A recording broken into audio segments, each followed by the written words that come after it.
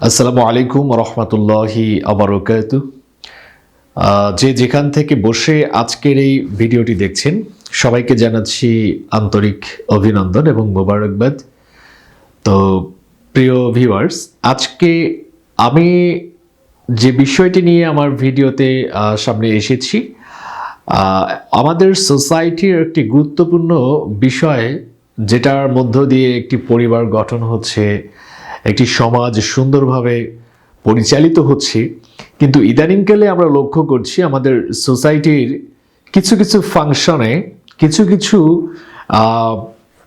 কার্যক্রমের মধ্যে কিছু ডিসঅর্ডার বা কিছু প্রবলেম আমরা ফেস করছি। তো এখন প্রশ্ন হচ্ছে যে এটা কেন? তো দেখুন, একটা সোসাইটি অলওয়েজ চেঞ্জেবল, সেটা চেঞ্জ হবে, সময়ের সাথে সাথে সোসাইটির মধ্যে কিছু পরিবর্তন আসবে। কিন্তু একটা সভ্য সমাজে সেই চেঞ্জ যদি হয় জাতির জন্য রোগাগ্রস্ত কিংবা একটি জাতিকে ধ্বংস করে দিতে উদ্বুদ্ধ করে, তাহলে তো আমরা সেই চেঞ্জকে কখনো অ্যাজ এ সোসাইটাল পার্সন হিসেবে মেনে নিতে পারি না। সো যারা আমরা একটা সোসাইটিতে বিলং করছি, তো আমাদের জায়গা থেকে সমাজ একটা রুলস তৈরি করে দেয়, সমাজ একটা রেগুলেশন তৈরি করে দেয়, নর্মস, ভ্যালুস, এগুলোর মধ্য দিয়ে কিন্তু একটা মানুষকে চলতে হয়। তো সেটা দেখুন বিভিন্নভাবে আমাদের সোসাইটিতে কিন্তু ঢুকে যাচ্ছে।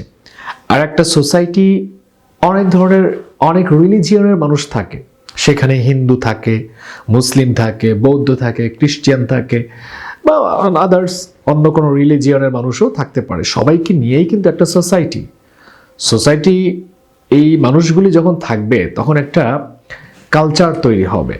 এখন সেই কালচারটার মধ্যে প্রবলেমটা হচ্ছে যে সেখানে দেখবেন কিছু উগ্রপন্থী মানুষ বা কিছু কুরুচি সম্পন্ন মানুষ সেখানে কিছু বিষোদ্গার ছড়িয়ে দেয় বা তাদের কালচারটাকে নষ্ট করার জন্য পরিবর্তন করে। এখন আসুন আমি কোন বিষয়টি নিয়ে কথা বলছি, অনেকে হয়তো অপেক্ষা করছেন যে আসলে পয়েন্টটা কোথায়। পয়েন্ট হচ্ছে যে আমাদের যে একটা সোসাইটির যে ভ্যালু, নর্মস, একটা রেগুলেশন, এটা কিন্তু আমরা ব্রেক করে ফেলেছি। দেখুন, আমাদের গত বইমেলার দৃশ্যের কথা বলি, এই ফেব্রুয়ারি মাস, এটা হচ্ছে একটা মাতৃভাষা দিবস এবং আন্তর্জাতিকভাবে স্বীকৃত একটা দিন, যেখানে 21শে বইমেলায় আমরা দেখেছি একজন বয়োবৃদ্ধ লোক, অনেক বয়স্ক, 70 ঊর্ধ্ব একজন ব্যক্তি, সে একটা 20 কিংবা 18 বছর বয়সী তরুণীকে বিয়ে করে তাকে সাথে নিয়ে ঘুরছে। এখন বিষয়টা হলো, এতে আমাদের সমস্যা কোথায়? আমাদের কোনো সমস্যা নেই, তিনি বিয়ে করেছেন, তার স্ত্রীকে নিয়ে তিনি সংসার করতেই পারেন। কিন্তু এটাকে তিনি যেভাবে সোসাইটিতে অ্যাফেক্ট করেছে বা যেভাবে এটা একটা ইনফ্লুয়েন্স করছে, তো এটাই হচ্ছে problem.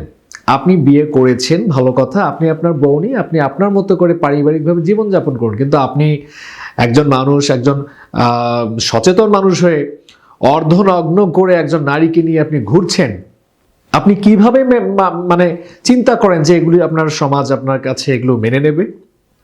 How is it possible? এখানে পসিবিলিটির কোনো চান্স নেই, কারণ এটা বাংলাদেশ, এটা একটি সভ্য দেশ, এটা একটি সভ্য সমাজ, এটা বাঙালিদের বিজয়ের একটি দেশ। এখানে আপনি পশ্চিমা বিশ্বের কালচার ফলো করে আপনি বিয়ে করবেন, আপনি একটা অসামঞ্জস্যপূর্ণ বিয়ে আপনি করছেন, এটা অবশ্যই আমাদের সোসাইটির জন্য একটা ব্যাড ইফেক্ট। বিয়ে করতেই পারেন, কিন্তু সেটাকে এইভাবে ঢালাও করে প্রচার করার সুযোগ নেই। আর আজকে আমাদের সোসাইটিতে কিছু কিছু মেয়েরা, আমি সবার কথা বলছি না, কিছু কিছু মেয়েরা শুধুমাত্র টাকার জন্য, অর্থের লোভে পড়ে এই সমস্ত sugar daddy, so called sugar ড্যাডির সাথে বিবাহ বন্ধনে আবদ্ধ হচ্ছে। আপনি খোঁজ নিয়ে দেখেন, তারা প্রত্যেকেই ইহুদিবাদী বিভিন্ন সংগঠন, অ্যাথিস্ট, নাস্তিকবাদী সংগঠনের সাথে তারা জড়িত, ইনভলভ রয়েছে। সো তাদের কাছ থেকে আমাদের জেনারেশন কি শিখছে, আপকামিং যে জেনারেশন রয়েছে, বা তারা কি শিখবে? চিন্তা করতে পারেন আমাদের সোসাইটি, আমাদের দেশ কোন দিকে যাচ্ছে, যেখানে দেশের অর্থনৈতিক অবস্থা দিন দিন খারাপ হচ্ছে, যেখানে মানুষের দিন এনে দিন খাওয়ার মতো অবস্থাও খুবই শোচনীয় পর্যায়ে চলে গিয়েছি। আর সেই জায়গায় আজকে কালচারকে, সংস্কৃতিকে বদলে দেওয়ার মতো বিভিন্ন ঘটনা সামনে চলে আসছে।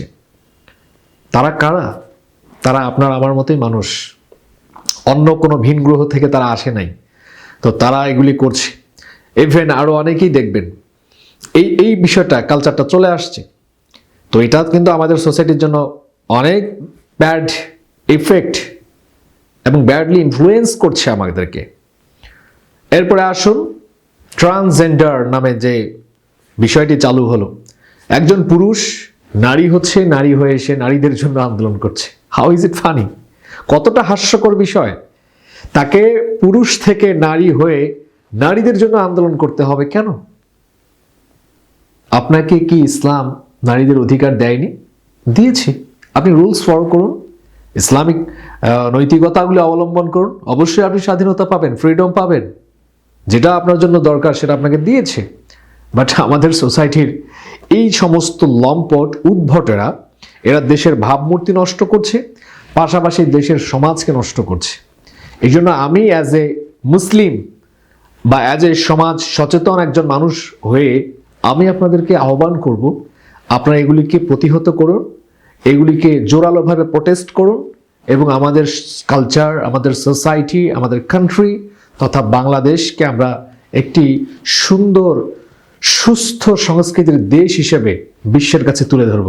আমরা বিশ্বাস করি বাঙালির স্বাধীনতাকে, আমরা বিশ্বাস করি সকলে মিলে, হিন্দু, বৌদ্ধ, মুসলিম, খ্রিস্টান সকলে মিলে এই দেশকে স্বাধীন করেছে এবং দেশের স্বাধীনতার জন্য লড়ে গিয়েছে। অসাম্প্রদায়িক একটি দেশ, যেখানে আমরা একটি বাঙালি আনায় আমাদের জীবনযাপনকে আমরা তৈরি করি।